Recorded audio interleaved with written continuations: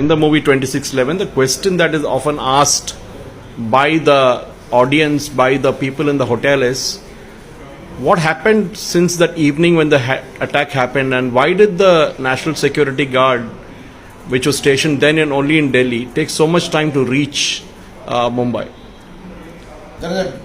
See, I was an insider. Excuse me. So I am an insider, and hence whatever I say will be my word versus somebody's word.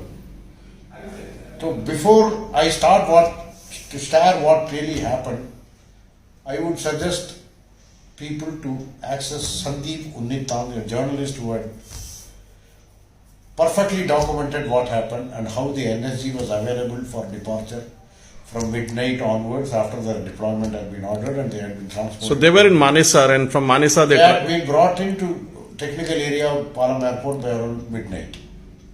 But they reached Mumbai only by about 5 in the morning. The reason is, number one, the Honourable Minister, the then Honourable Minister in charge, Mr. Shivraj Patil, said, I will accompany the energy team. Why? Why does a minister need to accompany? That is for the minister to answer. And number two is, he took 2 hours. We kept on asking him that the energy team is waiting. Please sir, and he could only at 2 o'clock respond. We had asked him proposed him other alternative proposals like withdrawing local available resources and deploying them as an interim measure. Even for that he did not consent. Mind you, the other decision makers in the Home Ministry were in Pakistan at that time. It's all documented. They had gone for the Home Secretary level talks. So I could not take. So you mean the CRPF, which was stationed in central units there, the CISF at the airport, CRPF, they're all trained. Have been deployed as an interim measure, and CISF, mind you, is the expert in vital installation security.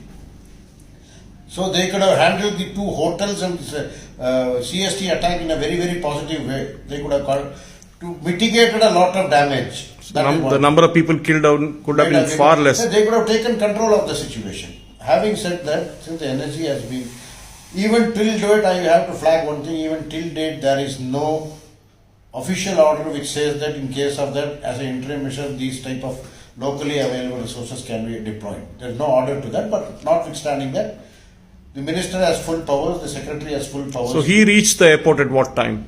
It was around 2:20 he reached the airport. Shivraj Patil. And for more than 2 hours, the NSC boys were waiting in the aircraft, and in a cold night, waiting in the aircraft and sitting in a position. So you were at the control room in the Ministry of Home Affairs? I was at control room. See, I want to flag one more thing about it. NSG's core competence is about agility. If before going on a ops, if you are asked to wait in the aircraft, in an ideal aircraft for 2 hours, it stiffens their movement, their limbs and all that. So that agility can also be a little impaired. That is a different matter. Even after landing in Mumbai, Shivraj Patil expected proper official protocol which further delayed the NSG by another half an hour.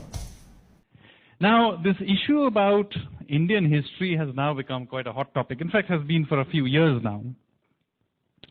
And I'm going to give you a flavor of why I think there is a very good case for beginning to rethink Indian history. And the line that I love using is an African saying, which basically goes as follows. Until the lions have their own storytellers, the history of the hunt will always glorify the hunter. So until we learn to tell our own story and continue to think of ourselves in the ways others define us, we will continue to be their slaves. So it's very important that we tell our own story. But there is a real problem.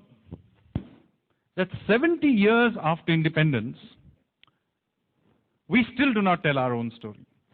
And when we do, there are enormous biases in this. So what I'm going to try and do is to give you some sense of the kinds of bias. They're not the only kinds of bias there are many others. But I'll give you some sense of the big ones. Now, the first and most obvious bias of Indian history is that most of the textbook history that you have been forced to read, and I was also forced to read, is not the history of India. It is the history of Delhi. So you and I have been forced to memorize the names of large numbers of kings of Delhi, including obscure dynasties like the Lodhis. And yet, there are large parts of the country which are not even mentioned in our history narrative. So unless you happen to be from Tamil Nadu, you probably never heard or know very little about the Cholas and Pallavas. You probably heard very little, unless you happen to be from the northeast, about the great Ahom kings who ruled over that part of the country for 600 years. You probably not heard much about Lalitaditya, who set up the Kashmiri king, who set up this huge empire in the north of India. You probably not heard of Satavahanas, the Chalukyas. So the problem here is that essentially we have left out the narrative of India almost entirely.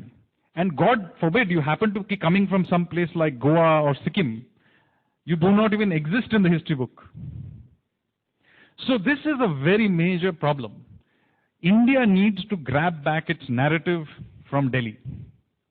So this is the first most important thing that we need to do. The second very important thing we need to do is to recognize that a large part of the way we think of our narrative is even today, 70 years after independence, heavily dominated by the way the colonial rulers had told the story. We have just, without updating it, blindly continued with the stories. We're the deplorable choir. We don't care if you're white. We don't care if you're black. We don't care if you're gay. We're all under attack. We don't care if you're rich. We don't care if you're poor. We just know what we're fighting for. Sing it. Real women vote for Trump. We don't need no liberal chump. Yeah, real women vote for Trump. Oh yeah. Real women vote for Trump. We don't need no liberal chump. Yeah, real women vote for Trump. We don't care if you're girls. We don't care if you're dudes. We don't care if you're both. That's up to you. We don't care if you're men's or women's soccer teams. We're America. Just living the dream. Sing it. Real women vote for Trump. We don't need no liberal chump. Yeah, real women vote for Trump. Heck yeah. Real women vote for Trump. We don't need no liberal chump. Yeah, real women vote for Trump. We don't care if you're Eastwood. Don't care if you're Leo. Just grab a Corona